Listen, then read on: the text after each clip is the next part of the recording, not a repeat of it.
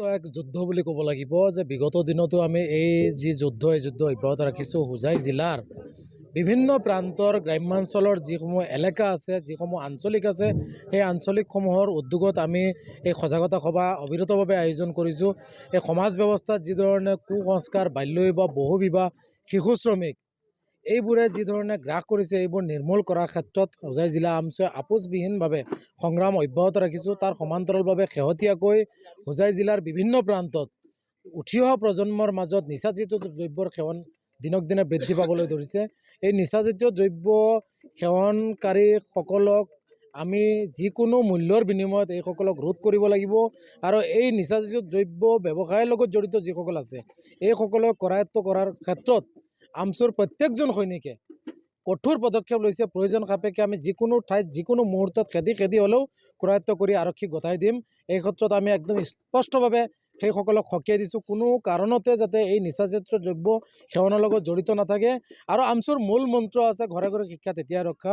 গতিকে সংখ্যালঘু এলেকাসমূহত শিক্ষাৰ ক্ষেত্ৰত যিসমূহ বাধা আহে, আৰ্থিকভাৱে জুৰুলা কিছু লোকে তেওঁলোকৰ সন্তানসকলক পঢ়াব নোৱাৰে, এই ক্ষেত্ৰত আমছুৱে যিকোনো ধৰণে আৰ্থিকভাৱে হওক বা আমছুৰ কোনোবা সৈনিকে তেওঁলোকৰ ঘৰত গৈ টিউশ্যন আকাৰে পঢ়াই হ'লেও এই লোকসকলক, এই ছাত্ৰ ছাত্ৰীসকলক শিক্ষাৰ দিশত আগুৱাই লৈ যাব লাগিব।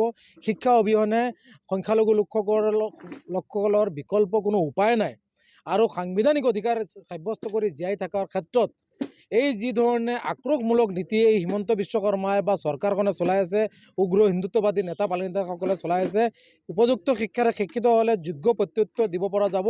আৰু ভাৰতীয় সংবিধানে দিয়া অধিকাৰ সাব্যস্ত কৰি সংখ্যালঘু লোকসকল অন্যান্য জাতি জনগোষ্ঠীৰ লগত আগুৱাই যোৱাৰ ক্ষেত্ৰত যিকোনো ধৰণৰ পদক্ষেপ হাতত লোৱাৰ ক্ষেত্ৰত সাহস গোটাব পাৰিব। আৰু এই ক্ষেত্ৰত আমছুৱে এক শক্তিশালীভাৱে বলিষ্ঠভাৱে পদক্ষেপ লৈ এই লোকসকলক আমছুৰ পতাকাৰ তলত ৰাখি আগুৱাই লৈ যোৱাৰ ক্ষেত্ৰত যথাসম্ভৱ পদক্ষেপ লৈ আগবাঢ়ি আছে। তো এক যুদ্ধ বুলি ক'ব লাগিব যে বিগত দিনতো আমি এই যুদ্ধ অব্যাহত ৰাখিছোঁ। হোজাই জিলাৰ বিভিন্ন প্ৰান্তৰ গ্ৰাম্যাঞ্চলৰ যিসমূহ এলেকা আছে, যিসমূহ আঞ্চলিক আছে, সেই আঞ্চলিকসমূহৰ উদ্যোগত আমি এই সজাগতা সভা অবিৰতভাৱে আয়োজন কৰিছোঁ। এই সমাজ ব্যৱস্থাত যিধৰণে কুসংস্কাৰ, বাল্যবিবাহ, বহুবিবাহ, শিশু শ্ৰমিক এইবোৰে যিধৰণে গ্ৰাস কৰিছে, এইবোৰ নিৰ্মূল কৰাৰ ক্ষেত্ৰত হোজাই জিলা আমছুৱে আপোচবিহীনভাৱে সংগ্ৰাম অব্যাহত ৰাখিছোঁ। তাৰ সমান্তৰালভাৱে শেহতীয়াকৈ হোজাই জিলাৰ বিভিন্ন প্ৰান্তত উঠি অহা প্ৰজন্মৰ মাজত নিচাজাতীয় দ্ৰব্যৰ সেৱন দিনক দিনে বৃদ্ধি পাবলৈ ধৰিছে। এই নিচাজাতীয় দ্ৰব্য সেৱনকাৰীসকলক আমি যিকোনো মূল্যৰ বিনিময়ত এইসকলক ৰোধ কৰিব লাগিব।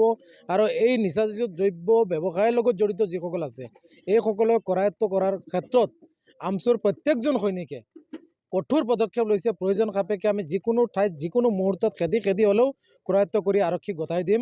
এই ক্ষেত্ৰত আমি একদম স্পষ্টভাৱে সেইসকলক সকীয়াই দিছোঁ, কোনো কাৰণতে যাতে এই নিচাজাতীয় দ্ৰব্য সেৱনৰ লগত জড়িত নাথাকে। আৰু আমছুৰ মূল মন্ত্ৰ আছে ঘৰে ঘৰে শিক্ষা তেতিয়াই ৰক্ষা। গতিকে সংখ্যালঘু এলেকাসমূহত শিক্ষাৰ ক্ষেত্ৰত যিসমূহ বাধা আহে, আৰ্থিকভাৱে জুৰুলা কিছু লোকে তেওঁলোকৰ সন্তানসকলক পঢ়াব নোৱাৰে, এই ক্ষেত্ৰত আমছুৱে যিকোনো খবৰৰ বাবে যোগাযোগ কৰক 7099017330 লগতে 7099017110 নম্বৰত।